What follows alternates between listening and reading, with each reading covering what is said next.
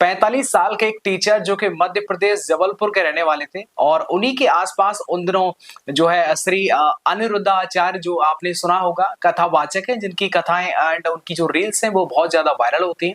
और उनकी जो एक वीडियो रील्स के माध्यम से जब वायरल हुई तो उसके बाद में सच बता रहा हूं कि जिस व्यक्ति की वो वीडियो वायरल हुई थी, देख द एंड हो गया। मतलब उसका आप देखेंगे लास्ट में जो भी किस्सा मैं आपको बताने वाला हूं वो ओरिजिनल है, एकदम ऑथेंटिक है। मतलब ये जो किस्सा है वो मई के महीने का है, मतलब समझ सकते हैं कि अभी बहुत समय ज्यादा नहीं हुआ है। अब इस किस्से को मैं एक बार आपको बताता हूँ, क्योंकि जो टीचर होते हैं उनका नाम होता है इंद्रजीत। वैसे इंद्र कुमार जो तिवारी है उनका रियल नाम है, लेकिन मैं इंद्रजीत के नाम से उनको संबोधित करूंगा। तो भाई साहब इंद्रजीत होते हैं।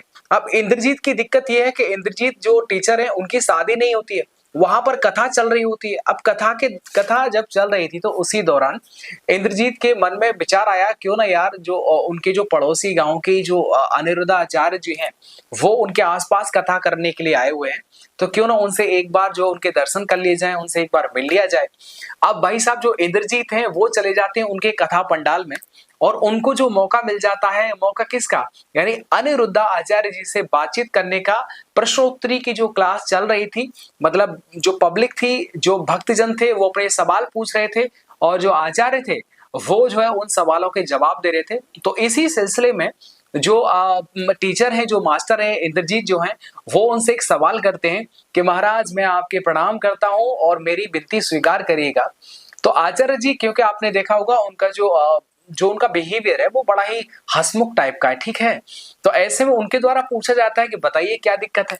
तो उन्होंने कहा कि महाराज देखिए, मेरी 45 साल का हो गया हूं, इतना उम्र हो गया है, लेकिन मेरी शादी नहीं हुई है। अब इस तरह की रील्स आपने देखी होंगी, ऑलमोस्ट जो वायरल होती रहती। जब उन्होंने कहा कि मेरी शादी नहीं हुई है तो उन्होंने कहा कि भैया ये बताओ कि तुम्हारी उम्र क्या है। तो उसने कहा कि देखिए साहब मेरी 45 उम्र है, मतलब 45 उम्र का मैं हो गया हूं। 45 साल का मैं हो चुका हूं। तो महाराज जी कहते हैं मजे लेकर के, भाई 45 साल के हो गए हो, इस उम्र में अब आपको शादी करने की क्या जरूरत है। आप आराम से जो है वो है ना धार्मिक कार्यों में जो है वो लिप्त हो जाइएगा, है ना, जो है वो पूजा करिए, भजन गाइए, कीर्तन करिएगा, है ना, जिन लोगों को आपकी हेल्प की जरूरत है उनकी मदद करिएगा। तो ये सब जो उनको बताते हैं। तो उन्होंने कहा कि नहीं साहब मुझे शादी करना है। महाराज आप नहीं समझ पा रहे हैं, मुझे शादी करनी है। तो वो पूछते हैं कि भाई आपको शादी क्यों करनी है। तो वो उनका जवाब होता है कि देखिए महाराज, मेरे परिवार में मेरे माँ बाप नहीं है और कोई अन्य नहीं है जिसकी शादी हो गई हो। मेरा एक भाई बचा हुआ है और वो भी जो है वो असमर्थ है किसी भी कार्य को करने में। तो ऐसे में उसकी भी जिम्मेदारी मैं उठाता हूँ और मैं ये जानता हूँ कि अगर मेरी शादी नहीं हुई तो मेरा जो वंश है वो आगे कैसे बढ़ेगा। अब महाराज जी एकदम टेंशन में आ गए। अरे यार ये तो सच में ही बड़ी दिक्कत वाली बात है। तो उन्होंने कहा कि भैया ये बताओ, चलो शादी वादी के लिए तो बात वो तो ठीक है, लेकिन आपके पास में कितना जमीन जायदाद कुछ है कि नहीं। पता चला कि सामने से किसी की शादी हो गई और ऐसे में आप जो है उसे कुछ खिला पिलाओ ना पाओ। तो उसने कहा कि नहीं महाराज आप टेंशन मत लीजिए, मेरे पास में 18 एकड़ जमीन है। कितना भाई, 18 एकड़ जमीन है। तो ऐसे में मैं आराम से खुद भी खाऊंगा और अपने आने वाली बहू को भी जो है वो खूब धकाधक खिलाऊंगा, चिंता मत करिए। तो ऐसे में ये जो किस्सा होता है, वो जो वीडियो शॉर्ट्स क्लिप होती है वो वायरल हो जाती है। 18 एकड़ जमीन है महाराज जी, यही परिवार में। शादी नहीं हो रही है? नहीं हो रही सर। क्यों? मेरी हो गई 45 साल। तब 45 तो हो ही गई अब। हाँ शादी क्योंकि वंश ही नहीं चलेगा, क्या मेरी जमीन अमीन कोई देखने वाला नहीं है। वायरल हो जाती है। तो इसी जो वायरल जो क्लिप होती है इस जो पूरे घटनाक्रम की, तो ये जो है इसको एक इंसान होता है जो कि गोरखपुर में रहते हैं और गोरखपुर में उस लड़की का जो नाम है वो मैं आपको बताऊं, वो है खुशी। क्या नाम है उसका? उस लड़की का नाम होता है खुशी और खुशी के भाई का नाम होता है संदीप। अब संदीप और खुशी जो होते हैं मैं आपको पहले ही बता देता हूं, एक्चुअली में ये दोनों हस्बैंड वाइफ होते हैं और ये दोनों के दोनों मॉडर्न होते हैं, मतलब मुसलमान होते हैं।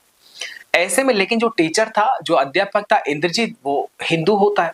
तो ये जो लड़का लड़की जो होते हैं खुशी और संदीप, ये दोनों एकदम प्लान बनाते हैं कि यार कैसे इस बेरोजगार को, ठीक है, जिसके पास में देखो शादी करने की कितनी चाह ना, क्यों ना इससे एक बार जो है वो है ना ड्रामा तरीका, एकदम प्लान तरीके से शादी कर लिए जाए और इसके पास में जो भी जमीन जायदाद धन दौलत है वो सब एकदम हड़प लेंगे, टेंशन फ्री, एकदम बल्ले बल्ले। तो लड़की कहती हाँ जी ये एकदम सही प्लान है। तो अब होता यह है कि कुछ एक बार जो इंद्रजीत है वो दोपहर का समय हो रहा होता है और अपने दोपहर का जो खाना है वो खा रहे होते हैं। इसी दौरान जो है वो एक फोन की घंटी बजती है, और फोन की घंटी बजने के दौरान ही फोन जब पिकअप करते हैं तो उधर से आवाज आती है, क्या आप तिवारी जी बात कर रहे हैं मास्टर जी? तो उसने कहा कि हाँ भैया मैं तिवारी जी बात कर रहा हूँ, मास्टर जी बोल रहा हूँ, बताइए। तो उसने कहा कि मेरी बहन आपसे कुछ बात करना चाहती है। तो एकदम सटपटा गया, क्योंकि इंद्रजीत बड़ा सीधा साधा इंसान था, आप उस वीडियो में देखे होंगे। तो वो एकदम टेंशन में आ गया, लड़की बड़की है जो आज तक तो किसी लड़की ने आज तक जो नाम तक नहीं सुना जी, आज डायरेक्टली कोई लड़की बात करना चाह रही है, तो एक बार बात कर लीजिएगा। अब जो लड़की खुशी होती है वो उससे बात करती है, वो बोलती है कि देखिए मैंने आपका जो वीडियो है वो सोशल मीडिया के माध्यम से देखा था, आपकी शादी नहीं हुई है और आपका जो व्यवहार है, आपका जो स्वभाव है वो मुझे बहुत अच्छा लगा, मैं उससे एकदम इम्प्रेस हो गई, कहो आई लव यू। अब ये किस्सा जब वो इंद्रजीत सुनता है तो एकदम भाई सा लट्टू हो जाता है। ओ हो भाई देखो, आज तक किसी की नजर में मेरे जो गुण है, मेरा जो स्वभाव है वो किसी को नजर नहीं आया, लेकिन आज किसी लड़की सामने से आकर के बोल रही है, आय हाय भाई मजा आया। तो ऐसे में इतनी सब बात होती है, तो उसके बाद बोलती है कि मुझे आपसे शादी करनी है। अब वो कहता है कि देखो भैया, शादी वादी की तो गांव देहात के आदमी, शादी वादी की बात तो ऐसी है कि भैया ऐसा है कि मैं कुछ करता धरता तो हूं नहीं, प्राइवेट टीचर हूं और साथ ही में खेती बाड़ी है, खेती बाड़ी करता हूँ। प्राइवेट का जब समय मिलता है तो मैं पढ़ाने के लिए चला जाता हूँ, शाम को आता हूँ खेत पर चला जाता हूँ, उसके बाद में खाना पीना बनाना होता है। तो अगर ये सब जिम्मेदारी अगर तुम उठा सको तो आप आराम से विचार कर लो, अगर हाँ तो फिर हम अपनी बात को आगे बढ़ा देते हैं। मतलब इन दोनों की जो फोन पर बातचीत चल रही होती है। अब इसके बाद में वो जो खुशी होती है वो कहती है ठीक है, मैं ये सारी बातें, मुझे इनसे कोई भी आपत्ति नहीं है और आप दिल के बहुत साफ हैं, इसलिए मैं आपसे शादी करना चाहती हूँ। इसके बाद में होता ही है कि वो दोनों जो होते हैं वो शादी के लिए एकदम तैयार हो जाते हैं। इसके बाद में जो लड़की खुशी होती है और जो उसका बॉयफ्रेंड संदीप होता है, जिसे वो अपना भाई कहती है, वो दोनों एक प्लान करते हैं कि क्यों ना जो है इससे एक बार शादी कर ली जाए। तो अब जब शादी की जब बात होती है तो शादी के लिए मध्य प्रदेश जबलपुर से वो जो इंद्रजीत होते हैं वो सीधे सीधे चले आते हैं यहाँ पर खुशीनगर। खुशीनगर में आकर के उन दोनों की एक होटल के अंदर जो होती है शादी हो जाती है, एक हिंदू रीति रिवाज के हिसाब से शादी कर ली जाती है। और उसके बाद में शादी के दौरान जो फोटो वीडियोस जो खींचे जाते हैं वो फोटो वीडियोस इंद्रजीत अपने परिवारजनों को, चाचा ताऊ को उन फोटोज को भेज देता है और उन्हें बोल देता है कि आज तक देखो आपने मेरी शादी नहीं होने दी, लेकिन मैं अब जो एकदम लुगाई लेके आ रहा हूं, अब देखना एकदम धुआंधार ढोलक बाजे बजेंगे गांव में आने के बाद। तो अब वो जो फोटो होते हैं वो अपने चाचा ताऊ को भेज देता है और उनसे बोल देता है कि मैं 2-4 दिन के बाद में जो है वो अपनी वाइफ के साथ में ही गांव में आऊंगा, उसकी आप चिंता मत करिएगा। तो मानी ठीक है भैया आ जाएगा। अब देखो सोचिएगा, वो जो इंद्रजीत था उसने इस पूरे घटनाक्रम की कि भाई कोई फोन आया था, किसी ने मुझे बुलाया है शादी विवाह के लिए, ये सारी बातें उसने अपने परिवारजनों को नहीं बताई थी, क्योंकि वो ये जानता था कि भाई कई रिश्ते आए, मेरे चाचा ताऊ ने उन रिश्तों को तोड़वा दिया, शादी नहीं होनी थी, ये रिश्ता भी जो है हाथ से चला जाएगा, बुढ़ापा आ गया, अब उसके बाद में सोचो कि नया रिश्ता और आएगा, ऐसा तो इम्पॉसिबल है। तो इसके बाद में जब शादी हो जाती है तो उसके बाद में वो जो लड़की होती है खुशी, अब खुशी जो होती है वो कहती है उससे कि एक बात बताइए सैया कि अभी आपकी उम्र 45 है और मैं जो है मेरी उम्र 25 से 30 साल है। तो ऐसे में अब देखिए आपकी उम्र है, अब क्यों ना जो है अगर कोई बात हो जाती है, बाई चांस खुदा न खास्ता आपका इंतकाल हो गया तो फिर क्या होगा? तो उसने कहा कि साफ साफ बताओ क्या बात है। उसने कहा कि आप अपनी जो प्रॉपर्टी है, जो आपके 18 एकड़ जमीन है, उसको आप मेरे नाम करा दीजिएगा, ताकि अगर कोई बात होगी तो मतलब मेरे नाम हो या आपके नाम हो, बात तो एक ही है, आपके बच्चों के नाम हो जाएगी। तो उसने भी सोच लिया इंद्रजीत ने, बानी बात तो सही कह रही है भाई, मैं बुढ़ा हूँ, सबसे पहले ऊपर चला जाऊंगा, तो बाकी जो जमीन जायदाद है वो मैं इसके नाम कर देता हूँ, क्योंकि वो उसको अपनी मतलब अर्धांगिनी पत्नी मान चुका था। इतना सब होने के बाद में उसने अपने नाम वो जो जमीन है वो करा ली। जब उसको ये पता चलता है कि ये तो 18 एकड़ बता रहा था, इसके पास तो मात्र 3 एकड़ जमीन है, तो ऐसे में वो जो खुशी है और उसका जो बॉयफ्रेंड संदीप, वो एकदम टेंशन में आ गए, बनी यार देखो कितना सब एकदम बवंडर हमने कर दिया, 18 एकड़ जमीन, इतना सारा, मतलब लगभग वो 1.5 लाख से ज्यादा कैश जो होता है उसने अपने घर से मंगा लिया था, 1 एकड़ जमीन बेच करके शादी बढ़िया से संपन्न करानी थी उसको खुशीनगर की होटल में।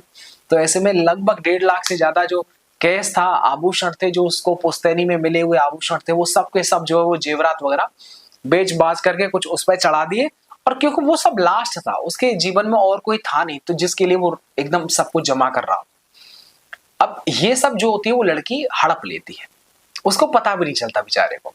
अब जब शाम हो जाती है और वेडिंग नाइट के लिए वो दोनों जो होते हैं रूम के अंदर चले जाते हैं। रूम के अंदर जाने के दौरान उसका, क्योंकि इंद्रजीत को लगा था कि संदीप और खुशी दोनों भाई हैं, शुरुआत से इन दोनों ने जो एक दूसरे से बात करके शादी की बात को आगे बढ़ाई है, तो कोई दिक्कत नहीं। तीनों जो होते हैं वो होटल के अंदर ही जो है खाना खा रहे होते हैं।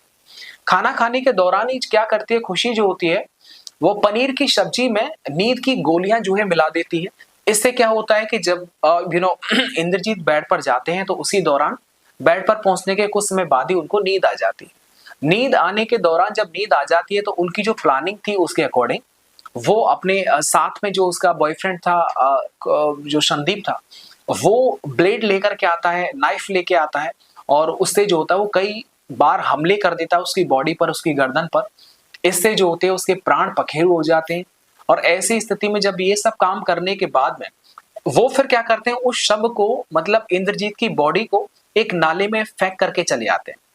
अब होता यह है कि उसने बोला था अपने परिवारजनों को कि भैया मैं 5 दिन के बाद में आऊंगा। जब 5 दिन के बाद नहीं आया, छठवें दिन फोन किया उसके घर वालों ने, तो फोन स्विच ऑफ गया। फिर दोबारा तिवारा किया तो उसकी वाइफ ने उठाया। अब उसने कहा कि आप ऐसा करिए, हमारे भैया से बात करा दीजिएगा।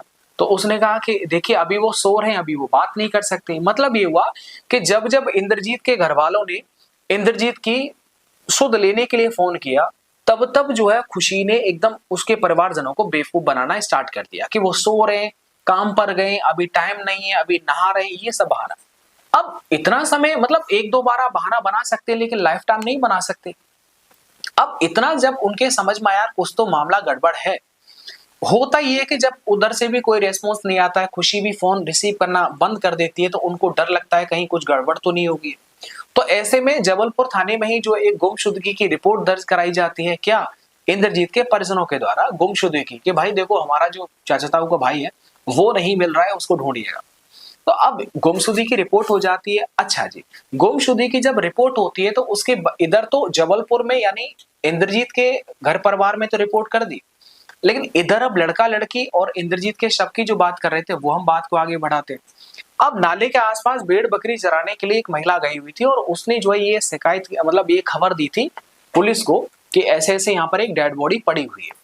अब जब शिनाख्त करते हैं तो 20 से 25 दिन बीत चुके थे उससे, और ऐसे में पहचान ही नहीं जा रही थी कि वो बॉडी किसकी है। अब होता ये है कि आपको पता है कोई भी डेड बॉडी जिसका कोई भी शिनाख्त नहीं हो तो ऐसे में उसके जो फोटो होते हैं, उसकी जितना भी डिटेल उससे मिलता है वो सब जो होता है वो ऑनलाइन अपडेट कर दिया जाता है, ताकि दूसरे, मतलब ऑल ओवर इंडिया के किसी भी थाने में ऐसा कोई गुमशुदगी है तो वो मैच कर ले, अगर यही डेड बॉडी है तो अपनी डेड बॉडी को ले जा सकता है। ऐसा एक प्रावधान है। अब जबलपुर की पुलिस चेक करती है तो उसको ये संज्ञान में आता है कि हाँ, एक जो डेड बॉडी का अपडेट हुआ है ऑनलाइन, तो उसको जब चेक करते हैं तो ऐसे में फिर समझ में नहीं आता कि बॉडी ये किसकी है, क्योंकि वो काफी ज्यादा दिन हो चुके थे। उसके बाद में खुशीनगर जो पुलिस है वो उस डेड बॉडी को लेकर के साथ ही में जो उसके परिजन है इंद्रजीत के, उन परिजनों को वहां पर बुलाया जाता है। बॉडी को वो देख लेते हैं, देखने के बाद में पहचान कर लेते हैं कि ये उनके भाई इंद्रजीत के। अब ये सब डिसाइड होने के बाद में अब मामला आगे बढ़ जाता है कि भाई अब बताओ ये कांड हुआ तो हुआ कैसे। तो इंद्रजीत के परिवारजनों ने बताया कि देखिए जो लड़की थी उससे हम बात करते थे, उसके फोटो और उसके जो भाई, अपना भाई बताती है, उसके फोटो हमारे पास में है। अब जब पुलिस उन फोटोज एंड वीडियो, जो फोन की लोकेशन है, सर्विलांस के माध्यम से ये जानकारी प्राप्त कर लेती है कि ये जो खुशी है वो कहाँ पर है। तो उसका एग्जैक्ट लोकेशन मिलने के बाद में वहां पर जो है वो पुलिस जाती है, उनको पकड़ लेती है। पकड़ने के बाद में जब उनसे पूछताछ की जाती है तो वो अपना जुर्म कबूल कर लेते हैं कि उन्होंने ऐसे जो पूरी जो वारदात जो मैंने आपको बताई वो उनके द्वारा कबूल की गई। कबूल करने के बाद में डेड बॉडी जो थी वो उनके परिजनों को दे दी, और साथ ही में कबूल करने के बाद में उनको जो है फिर माननीय न्यायालय के समक्ष पेश करके उनको जेल में डाल दिया। अब आप देखिएगा, एक छोटी सी वीडियो वायरल हुई थी उस बेचारे एक भले मानस के लिए, उसकी मदद के लिए कि उसे बस शादी के लिए कोई ना कोई लड़की मिल जाए और शादी हो जाए, उसका वंश चल जाए, उसका घर परिवार बस जाए। अब देख सकते हैं कि इतनी गंदी सोच वाले इंसान भी आज के समाज में हैं, जो कि सिर्फ एक अच्छे काम के लिए वो आया था, अपने विचार उसने रखे थे, उसको ही उन्होंने जो अपना शिकार बना लिया।